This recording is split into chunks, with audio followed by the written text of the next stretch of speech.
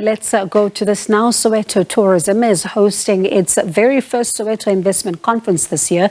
It'll take place at the Nasrec Expo Centre from the 12th to the 13th of this month. Now, let's get more details. We speak now to Thato Mothopeng, who's the Soweto Tourism Chairperson. Thato, thank you so much for your time. The aim is to showcase investment opportunities in Soweto. How will this happen?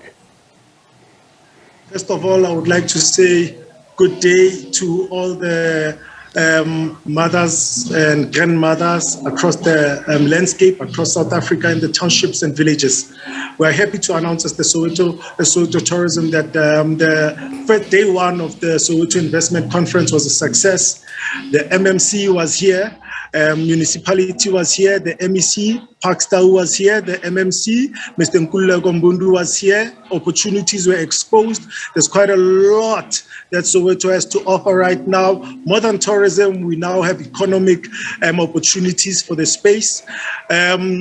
Like we said, we were focusing on energy this year, we were focusing on ICT, we were focusing on retail and infrastructure, and we actually made leeway. We actually made a good impression for the first day for potential investors who came in numbers, who are actually showcasing the interest to invest in the biggest township in South Africa, the most vibrant township in South Africa, and you know that is Soweto. Of course it is, but I also know it to be one of those that still battles with energy issues. You talk about it. I mean, we've seen challenges around rolling blackouts, and then there's also load reduction. How are you going to be navigating this particular conversation with potential investors?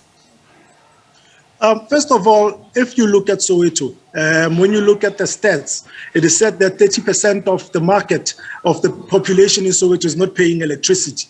Now, it actually shows you that if Eskom is already collecting 300 million rands a month in Soweto, there's now a huge opportunity for an investor to come and tap into the 70 million rand, the 700 million rands remaining from the 70% remaining. And we're saying to investors, listen, Sowetan want reliable, cheaper, and greener energy. That's what we are looking for. So if ever you're an investor out there, there is that opportunity for you to come and invest in the space. We've got spaces. We can use our yards, we can use our rooms, we can use our roofs, to assist alternative power generating companies to partner with the community and supply electricity to the homeowners, and also probably supply energy back to Eskom so that we can actually, give back to the country and supply energy to the businesses that are participating in the economy. So there's a huge opportunity that we are currently relying on or not exposing as a country, which is the roofs that you are seeing right now on the video that show you that there's space. We've got the sunlight, the beautiful sunlight of South Africa that we should be exposing. And for some reason, our country is behind in actually exploiting that opportunity that we currently have as a country. But like we said, we had a SABC, which is the South African Photovoltaic Association, which is a solar association that was here presenting, and they are excited to actually form strategic partnership with the Soweto community through the Soweto Community Investment Trust, the municipality, and the Gauteng Economic Development Act together. And talking about the MEC, Parkstar, I mean, we saw the signing of the Township Economic Development Bill, a lot of activity around that, and it's expected to bring townships closer to the mainstream economic opportunities. And I'm listening to you, you are also alluding to that. How do you see this bill helping then going forward in order to assist your work as well as some of the business people in Soweto?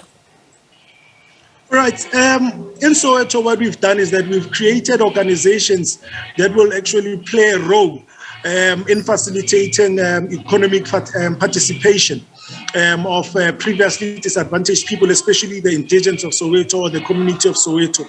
For instance, we've got the Soweto Community Investment Trust, which is currently in discussions with the municipality and will also be going in discussions with the